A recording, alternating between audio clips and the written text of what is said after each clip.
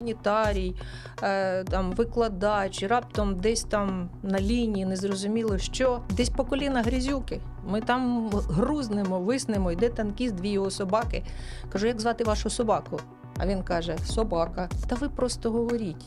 Ми, каже, тут ми рік не чули жіночого голосу. Для мене армія має діяти як один кулак. Неважливо цей палець жіночого роду чи чоловічого. Можна зацідити і буде результат. Для мене офіцер – це в першу чергу відповідальність. З ними хочеться співпрацювати і бачиш результативність такої співпраці. Це круто. Поняття справедливої війни полягає в тому, щоб злочинці, які її розв'язали, понесли справедливе покарання. Як у вас змінилося ставлення про мир після того, як ви побували на війні? Бажаю здоров'я, мене звати Волков Ігор, і ви дивитеся проєкт «Історії тріумфу». Яка різниця між філософією та війною? У нас в гостях людина, яка знає це, як ніхто інший. Я хочу вам представити офіцера Збройних сил України, лейтенанта пані Віту Титаренко. Пані Віта, бажаю здоров'я. Бажаю Дуже здоров'я. радий вас бачити сьогодні у вашому гарному настрої та в гарному виді. Скажіть, будь ласка, сьогодні у нас такий проєкт, і ми розпочинаємо з вашої персональної історії. Розкажіть, будь ласка, як взагалі у вас була ідея, чому ви вступили до Збройних сил України та за яких умов це було? Дякую, пане Ігоре. Мабуть, щонайперше дякую за те, що ви запросили мене на цей проєкт. Я щиро бажаю йому успіхів, знаючи вашу енергію, наснагу і ваші благі цілі. Сподіваюся, що цей проєкт буде успішним. Щодо вашого питання, то воно повертає мене в ті далекі часи 2022 року, коли почалась широкомасштабна війна, вторгнення Росії в Україну, хоча вона почалася ще раніше, 2014 року. Тому саме в 2014 році варто шукати корені моїх рішень, які вже сталися у повномасштабку. Мій чоловік Олексій Титаренко пішов в АТО добровольцем. Він там прослужив більше року, здається, рік і 4 місяці, тому що це була 3-я хвиля, яка довго не могла демобілізуватися. Це теж було випробування, це теж були нелегкі часи. І тоді, коли Олексій повернувся, я сказала йому, що більше я тебе одного нікуди не відпущу. І от через 10 років, знаєте, склалися обставини, які почали випробовувати оце моє слово, дане чоловікові. Бо вже 26 лютого він разом з побратимами заступили на чергування, тому що вони вже стали під ружьо, як кажуть, в лавах ДФТГ, Київського ДФТГ. Тоді я допомагала чим могла неформально, але бачила, що ситуація розгортається таким чином, що тільки ДФТГ все не закінчиться і буде мобілізація. І тому моє рішення йти пліч-опліч з чоловіком як по життю, так і по службі набуло абсолютно реальних рис. Ось, і тому один кандидат наук, доцент, я, будучи доктором філософських наук, професором, пішли, я солдатом, до речі, ще меншим за званням, а Льоша вже отримав молодшого сержанта на момент мобілізації. І ми з ним разом пішли служити. Він попав у Харківське ТРО, фактично, а я у Донецьку бригаду. І лише через 4 місяці ми змогли зустрітися і десь продовжували певний час службу разом в лавах 109-ї Донецької окремої бригади сил ТРО ЗСУ.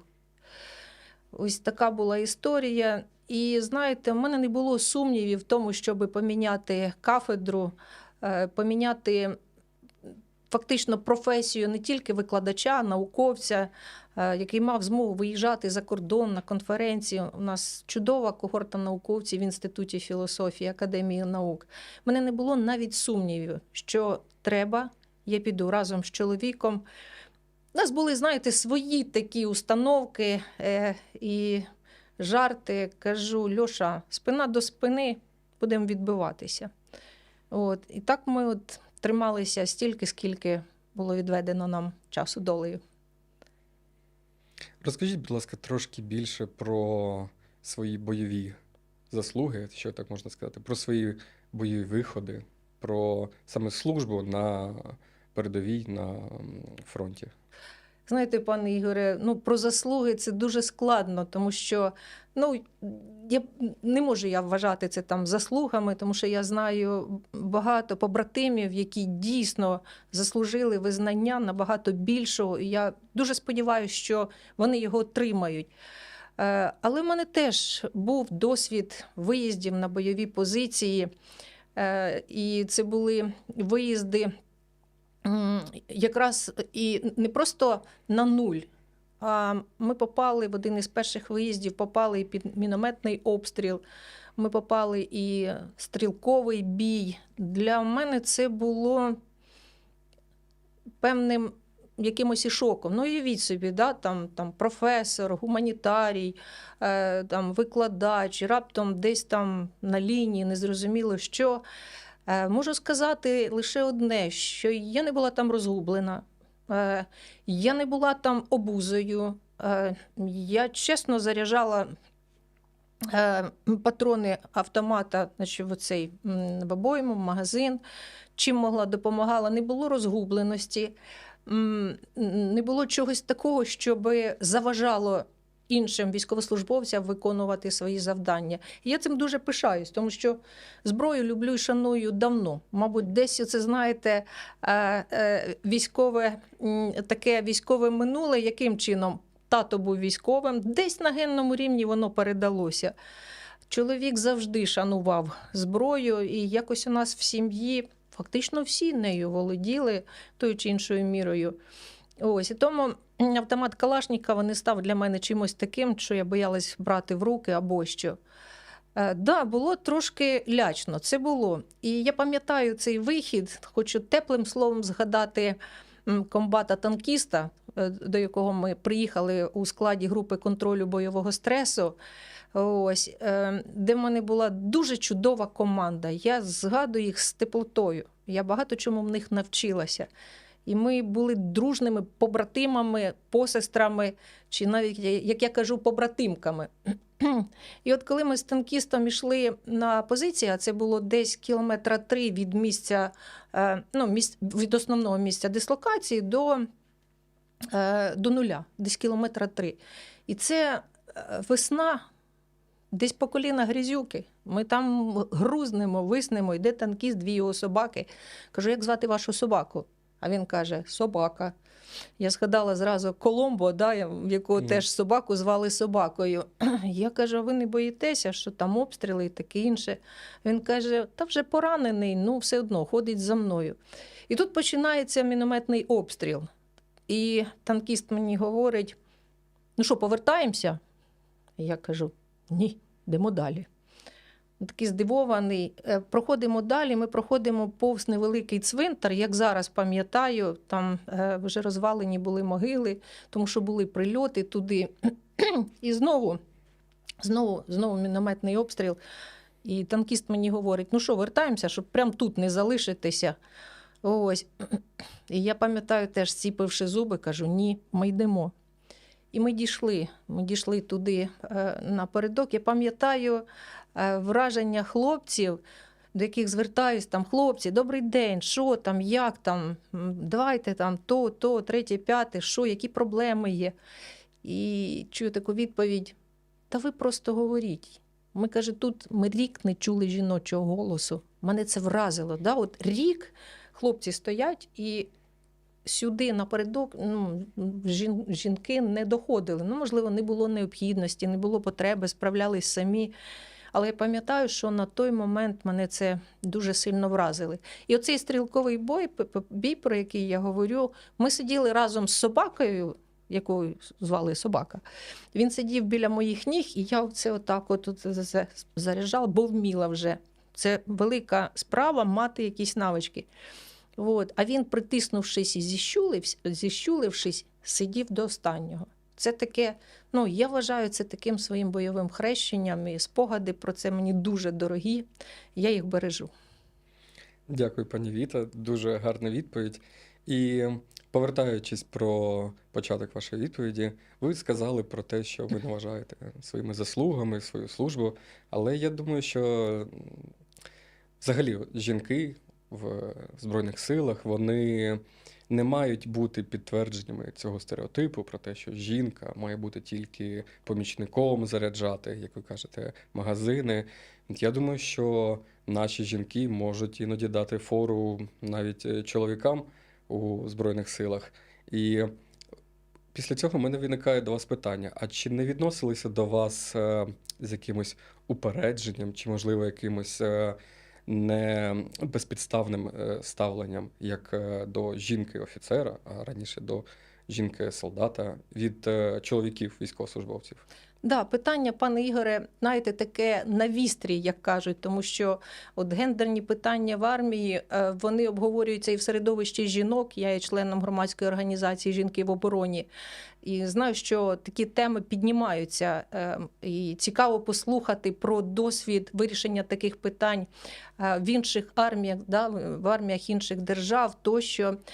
Щодо себе скажу, не обов'язково в армії давати фору один одному, чоловік це чи жінка. Для мене армія має діяти як один кулак. Неважливо цей палець жіночого роду чи чоловічого. Можна зацідити і буде результат. А от коли між собою починаються якісь непорозуміння, оце ослаблює нас всіх.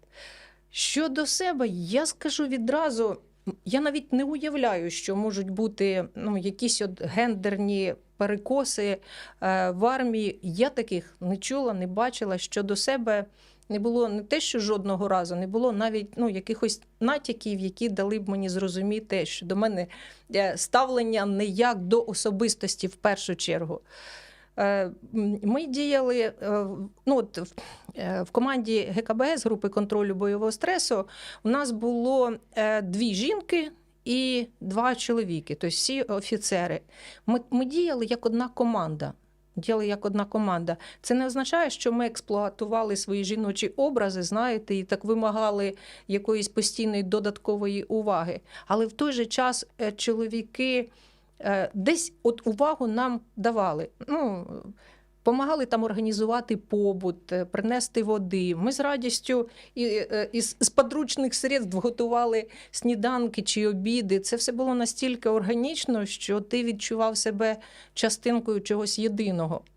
Але, звичайно, що не все так радужно, і є інші ситуації. Можливо, хтось таки зазнавав із жінок утисків саме через свою стать. Шкода, що такі речі трапляються. Вони не повинні бути, як не повинні бути і інші перекоси, коли жінки експлуатують свій жіночий образ, і мало того, коли жінки експлуатують заради кар'єри, знаєте, образ материнства, це дуже боляче, тому що материнство – це щось таке священне, це щось таке, що потребує особливого, шанобливого ставлення. На жаль, і такі речі є. Тобто, в підсумку ми можемо сказати, що все залежить від людяності, людськості, а не від гендеру. Я думаю, наші глядачі з вами погодяться, що неважливо, якої ти статі або гендеру, якщо ти гарна людина, якщо ти сумлінно виконуєш свої обов'язки, якщо ти адекватно та з повагою відносишся до своїх побратимів, то твоя стать – це третє питання, абсолютно про яке будуть згодна. дивитися. Або тільки броніки були трошечки з урахуванням анатомічних особливостей жінок, бо мені такі ще тоді не попались, пане До Ігоре. речі, це гарне питання. Скажіть, будь ласка, протягом вашої служби, майже 3 роки, чи помітили ви якісь зміни от саме в забезпеченні? Тому що я дуже часто бачив, як тендітні офіцери, військовослужбовці, жінки-військовослужбовці просто тонули в цих кремезних флісках, штанях якихось розмірів, яких вони можуть спати. Чи помічаєте ви тенденцію на покращення в плані забезпечення для жінок? Пане Ігоре, у порівнянні з 22-м роком, коли ми тільки заходили, і коли вся форма була унісекс, це дійсно було дуже незручно, бо якщо там в талії тобі нормально, то в стегнах тобі вже маловато, і навпаки, стегна нормальні, то в талії там можна ще половину половину такої ж самої жіночки втрамбувати. А потім тенденція трошки почала змінюватись. От вдалося десь зіштовхнутися із діяльністю пані Ірини Нікорак. І я їй дуже вдячна, бо саме вона почала тоді просувати оці ідеї про жіночу форму, про врахування анатомічних особливостей аж до жіночої білизни. Це речі, які здаються, комусь, може, не такими важливими, але зручність форми, що не відволікає потім від виконання основних завдань, це хай там не половина успіху, але якась частина таки точно. Тобто на сьогодні ця тенденція є, вона позитивна. Але 3-й рік я все-таки не можу отримати зимову куртку свого розміру. Да, я думаю, що нам ще є багато над чим працювати, і жінки в Збройних силах мають стати не виключенням, а більш як рядовою річчю. Так, враховуючи, пане Ігоре, перепрошую, і якось ми з вами про це говорили, що кількість жінок у порівнянні з 2014 року надзвичайно сильно збільшилась в рази, в десятки разів, здається, в 10 разів. Тому нехтувати специфікою жіночого організму не доводиться.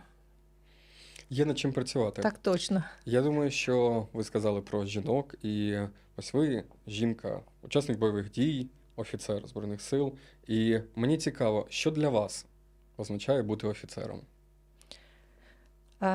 Знаєте, за цей час своєї служби, я ж зайшла солдатом. Я йшла просто солдатом, і у мене не було якихось чистолюбивих планів будувати офіцерську кар'єру, або що. Я йшла захищати Україну, служити пліч-опліч своїм чоловіком, і робила це максимально чесно, в першу чергу перед собою, перед тими, хто мені близький. І з отриманням офіцерського звання ці установки, вони не тільки не змінились, вони навпаки, вони укріпились. Тому що для мене офіцер – це в першу чергу відповідальність. Відповідальність перед собою, перед вищим командуванням. Підлеглих як таких у мене немає, але відповідальність є за виконання тих завдань, які переді мною ставлять. Я й досі вважаю, можливо, мої, ідеалістичні установки прищеплені ще в Інституті філософії, саме в спілкуванні в такій демократичній, гуманістичній обстановці, в якій я зростала, в якій мене плекали, наштовхує на думку, що офіцер має бути прикладом, має бути тим, на кого хочеться рівнятися.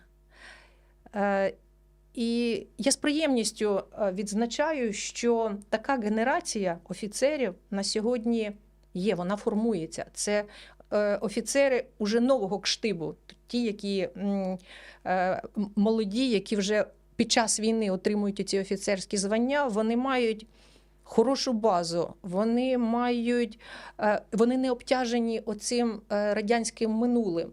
Тобто у них нові горизонти бачення і вирішення завдань. І на таких офіцерів хочеться рівнятися, з ними хочеться співпрацювати, і бачиш результативність такої співпраці. Це круто. Так, це дійсно дуже круто. І я би хотів ще трошки поговорити про ваше довоєнне, якщо так можна розділити, минуле. Ви казали про Інститут філософії. Мені цікаво почути, як ви вважаєте, чи є якісь, можливо, нові наративи, або, можливо, якісь нові думки, які ви зможете винести з цього періоду, і якщо повернетеся, я сподіваюся, що ви повернетеся до викладання, які вам будуть у нагоді, які стануть у нагоді вам у викладацькій діяльності? Якщо так можна сказати, що ви винесли або виносите з цього періоду, що може вам стати в нагоді в майбутньому? Дякую, Ігоре. Я вже не знаю, чи виношу я щось туди, чи заношу щось сюди. Якісь постійно йдуть такі процеси. Звичайно, що я впевнена, що війна колись закінчиться, але вона назавжди війде в наше єство. І в ваше, і в моє. Тому що ми її проживаємо. ми включені в цей контекст, ми маємо певний досвід. Та? Це вже та опція, через яку ми сприйматимемо постійно весь світ. Я якось думала колись, що, знаєте, от серце, до прикладу, да, ви як медик, ви знаєте, що серце функціонує, да, у всіх однаково. Але у кожного є своя специфіка, свій ритм, може й своя патологія. Так само і опція війни, вона однакова для всіх, але кожен її бачитиме по-своєму. Для мене, як не дивно, викладання збереглося навіть протягом оцього періоду моєї служби. Це, я вважаю, теж унікальний досвід, тому що мені доводилося читати лекції з нашого злагодження, з лісу, коли ще тільки-тільки підключали старлінки, і глючив інтернет, а студенти залишалися на зв'язку, тобто вони чекали, поки це все встановиться. Це надихало, це давало наснагу. Потім, знову ж таки, на Донецькому напрямку те, що в мене залишалось, це викладання. Його небагато, це скоріше було для душі, але не хотілося втрачати оцей зв'язок із мирним життям, з викладацьким життям. І я пам'ятаю, як мої побратими і посестри з ГКБС, от ми закінчували свою роботу в батальйонах, ми приїздили в цю хату без опалення, без нічого, і намагались швиденько відлагодити інтернет, бо всі знали, що Віті треба вийти в ефір, її чекають студенти. Тому, звичайно, ситуації різні були. З студентами спілкуєшся і зараз, і багато з них працюють дистанційно, тому що знаходяться десь далеко за кордоном. Тобто на них війна теж вплинула. В багатьох родинах теж військовослужбовці, і не тільки ті, які зараз діють, а й ті, які вже віддали своє життя за свободу і незалежність нашої держави. І це також впливає. Це все ті речі, з якими нам треба жити далі, будувати своє життя, яких ми вже не забудемо. Тому цей досвід війни, він залишиться. Але добре, щоб він, знаєте, не став такою основною перепоною на імплементації в подальше поствоєнне, мирне життя. Тобто, як будь-який досвід, зробили висновки і пішли далі. Так я думаю, так я це бачу, так я хочу, щоб це було. Я погоджуюся з вами, я теж притримуюся цієї думки. Можливо, це якось я намагаюся позитивно дивитися на цей, на жаль, дуже важкий час, але я вважаю, що будь-який конфлікт, якщо ми кажемо про конфліктологію, кризи, це в першу чергу можливість. І для нас, як для нації, це в першу чергу можливість стати краще, вибудувати свою ідентичність, свою національну ідентичність, відкинути все радянське минуле і нарешті стати вільною незалежною країною. Бачите, Скажіть, будь очищення ласка, ще, так, таке це дуже своєрідне, важливо. пане Ігоре? Ви казали, що ви підключалися на лекції в лісі, старлінки. Це все дуже цікаво слухати. А чи викладаєте ви зараз? Чи продовжуєте ви свою викладацьку діяльність? Так, я продовжую свою викладацьку діяльність, оскільки такий вид діяльності не суперечить вимогам до військової служби, і за погодженням із вищим командуванням, за узгодженням, щоб це не впливало на виконання нинішніх службових обов'язків, я співпрацюю з вищим навчальним закладом, з Києво-Могилянською академією, і проводжу курси по практичному релігієзнавству, по новим релігійним течіям. Я дуже дорожу, що цей курс є курсом за вибором. Тобто це дисципліна за вибором. І от скільки років вона знаходить своїх студентів, студенти її обирають. А курс цей започаткований був ще моїми шефами, професором Колодним і професором Филипович Людмилою Олександрівною, ще, я не знаю, там 20-25 років назад. І нам вдається тримати цей флагманський корабель релігієзнавчих дисциплін і спілкуватися з студентами, чомусь їх навчати. Вони дуже добре відзиваються по цей курс. Хоча бувають різні ситуації, це однозначно. Діти різні, війна, тобто це все воно впливає. Але нам до цього часу вдавалося достойно проводити наші курси. Я сподіваюся, що і надалі триматимуся цього викладацького флагманського релігієзнавчого корабля. Супер. Я думаю, це вас і надихає також на своїй службовій частині життя. І, в принципі, це дуже круто, що є можливість поєднувати своє, скажімо так, цивільне та військове єство. Однозначно. Знаєте, пане Ігоре, саме перше, що я говорю студентам, що наше навчання обопільне. Не тільки я їх чомусь вчу, вони також вчать мене.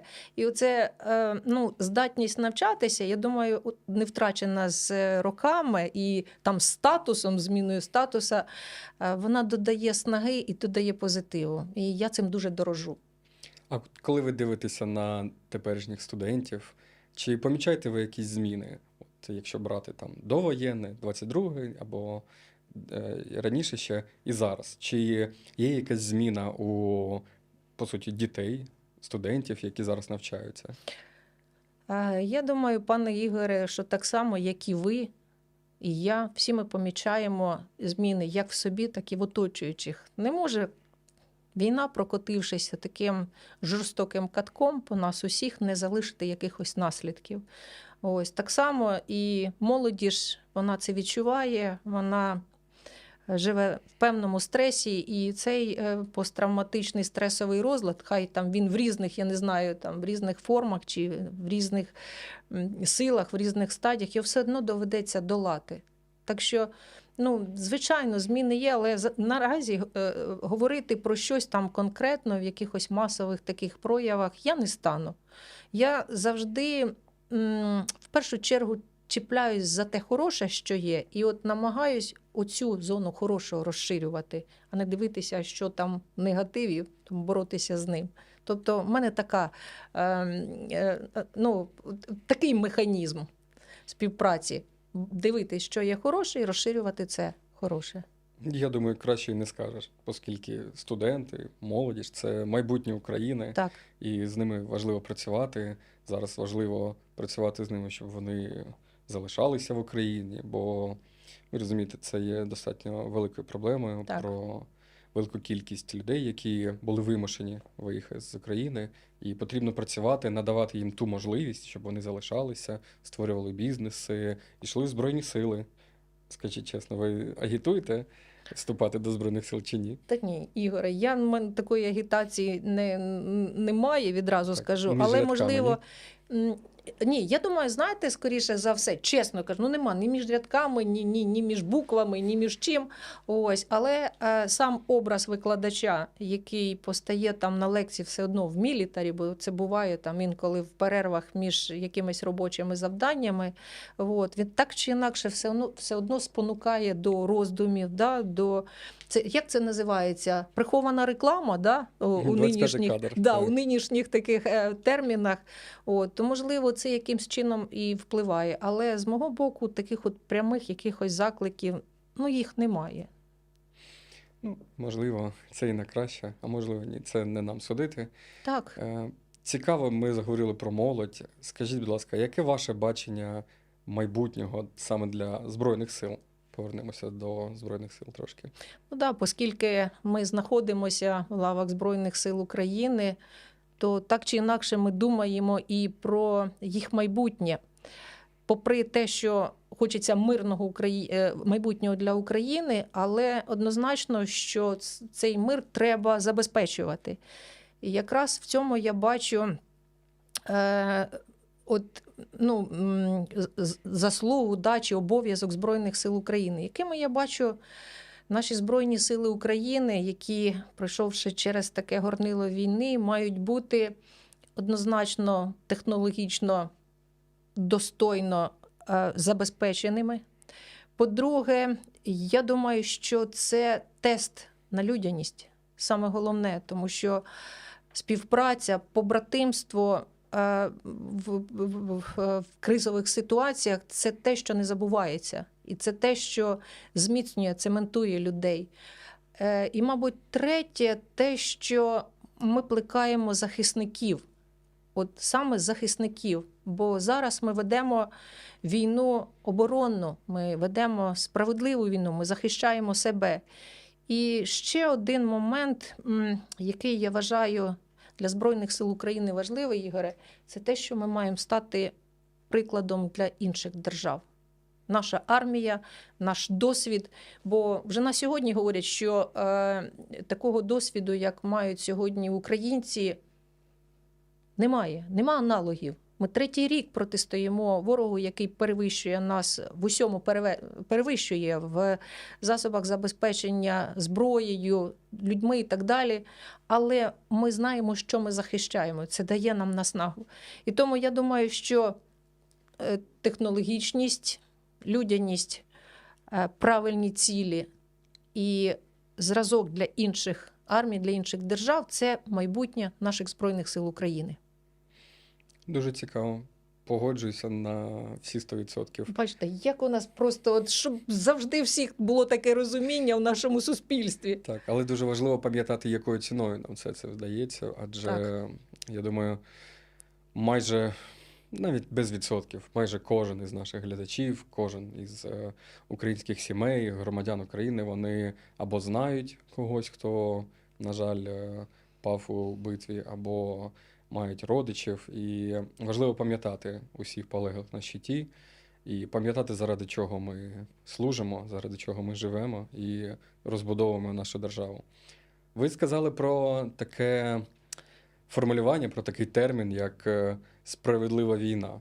Скажіть, будь ласка, чи не змінилося у вас ставлення з боку філософії, звичайно, до такого поняття, як справедлива війна? Чи є взагалі таке, як справедлива війна? Чи кожна війна, вона жахлива і не має під собою ніякого підґрунтя, окрім меркантильного бажання лідера, тирана захопити якомога більше ресурсів? Бачите, пане Ігоре, які ви уважні до термінології. Так, складно говорити про справедливість війни, з одного боку, маючи досвід втрат в цій війні, тому що чоловік і брат залишилися назавжди в строю.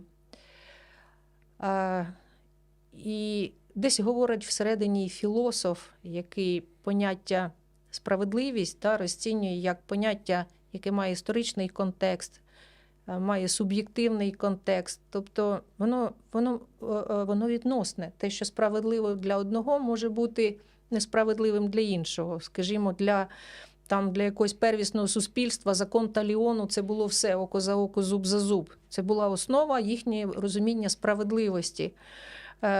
Чи там, скажімо, для християнства підставити праву щоку, коли вдарили по лівій, можливо, це несправедливість, але от таке її розуміння. Тобто ці речі, вони з одного боку мінливі, те, що справедливо,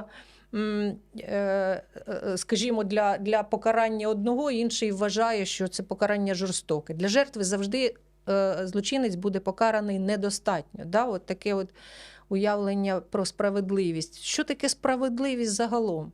Це адекватність і співвіднесеність між злочином і покаранням. Коли говорять, що як відповідати на зло? От одні говорять, як би ви сказали, Ігор? Як відповідати на зло? Ага. Хочеться сказати злом, але я розумію, що це просто створить такий цикл ненависті один до одного. Можливо, потрібно відповісти добром, прощенням. Але я би сказав... теж до християнства, да? Так. Але я би сказав справедливістю. От. Немає маленького або великого зла. Зло є зло, і кожен, хто спричиняє зло, він має понести покарання відповідно до того, що він зробив. Абсолютно, тут я вже з вами згодна. Бачите, даруйте, перехопила ініціативу, мабуть, теж дається в знаки участь у програмах і в якості ведучої так само. Тому для мене поняття справедливої війни полягає в тому, щоб злочинці, які її розв'язали, понесли справедливе покарання.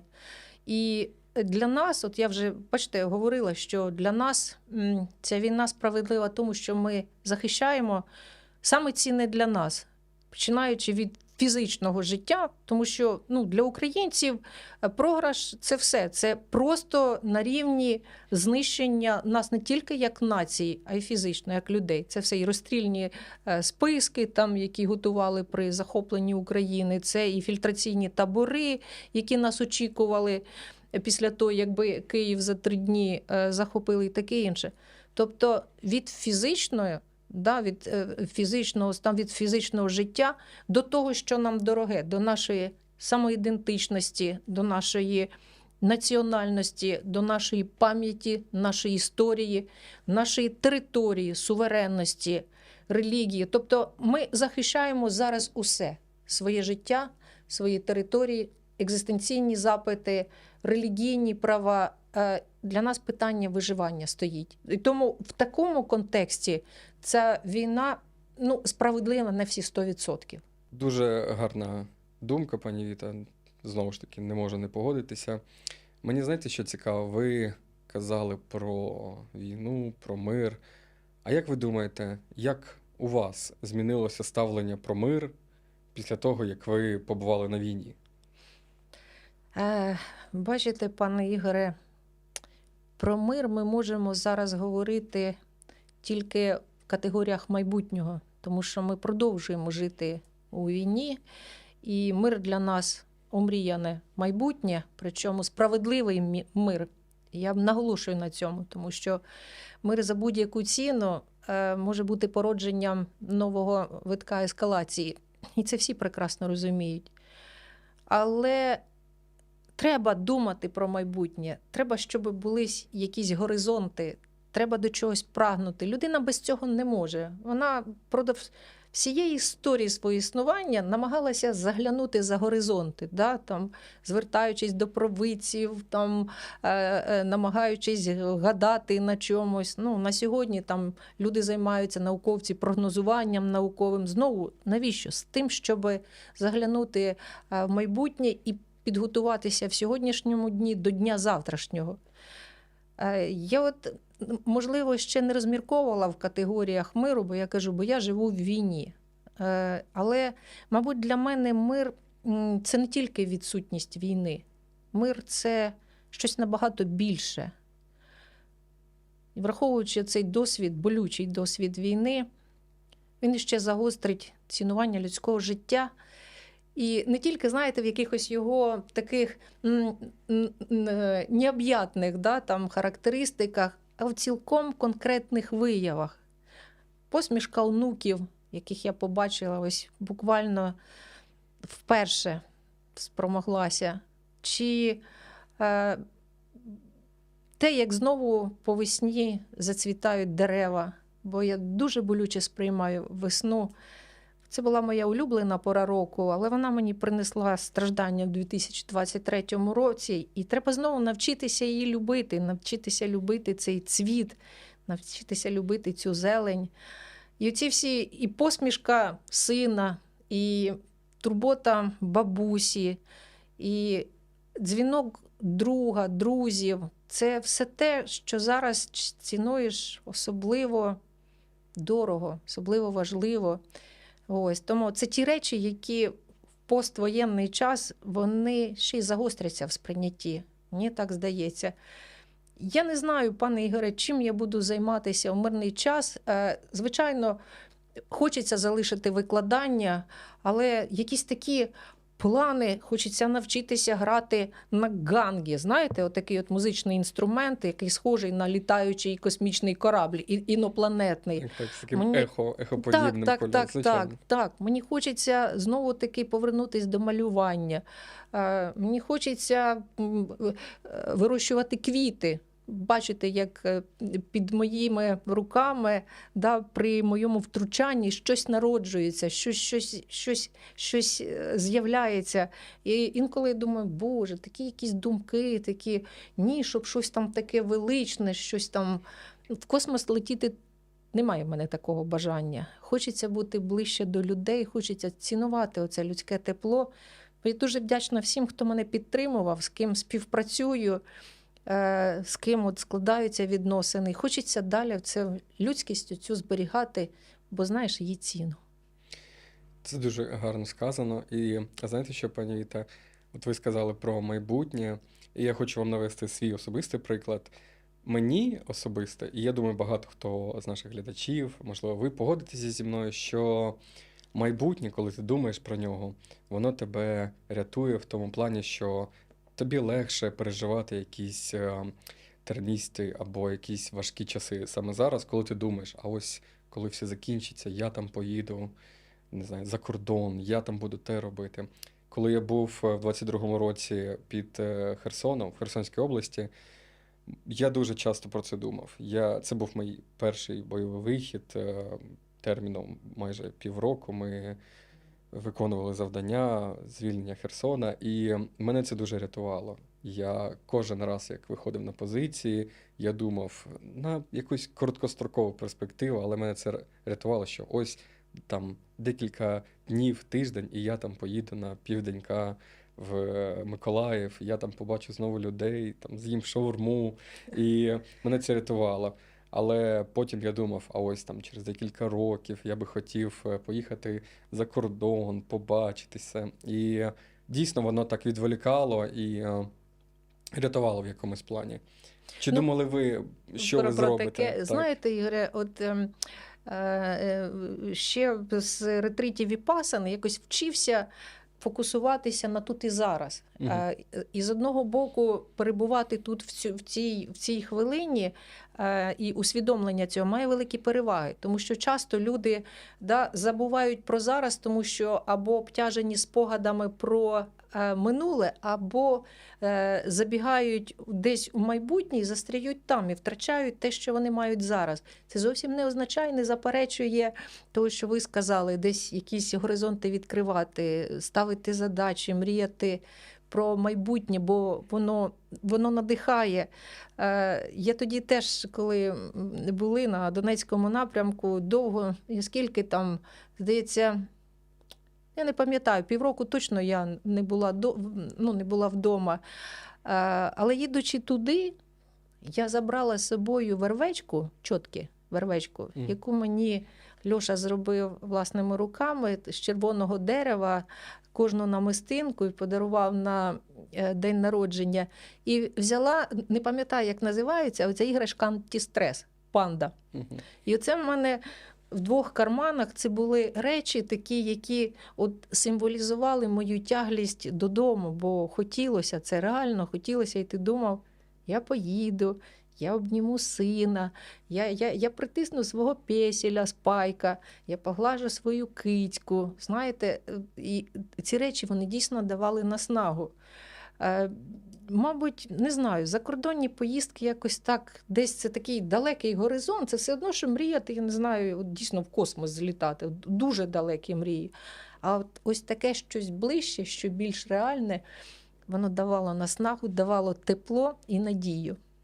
Я думаю, якщо казати зі сторони психології, це ті самі якоря, які утримують асоціації, які утримують тебе в твоїй пам'яті про людей, яких ти любиш, яких ти цінуєш. У мене була така річ, теж мені на той момент дівчина відправила в Миколаїв такого ангелочка білого, якого я прикріпив собі на бронежилет, і він мене усюди супроводжував. Так, і командир взводу на той момент мені дуже часто казав, що це тебе демаскує, прибери, бо він дуже світиться. Але я був готовий. Ви готові були, я щоб був готовий, він цим вам ризикнути. шлях освічував, правда? Давав Так, це була така наснагу. річ, яка мені дуже сильно зігрівала, тому я розумію вас про ці Якорявиці, речі, які... такі. Так. Ну, бачите, я не знала, як вони називаються, але ви як медик, певно, знаєте багато всяких таких речей, і вони працюють інколи на підсвідомості. Пані Віта, я дуже дякую вам за розмову. Мені було дуже цікаво послухати вашу історію. Мені було дуже приємно з вами побачитися. І я дякую глядачам. Я закликаю вас підписуватися на наш канал, слідкувати, ставити вподобайки та до нових зустрічей. До нових зустрічей. Дякую, пане Ігоре.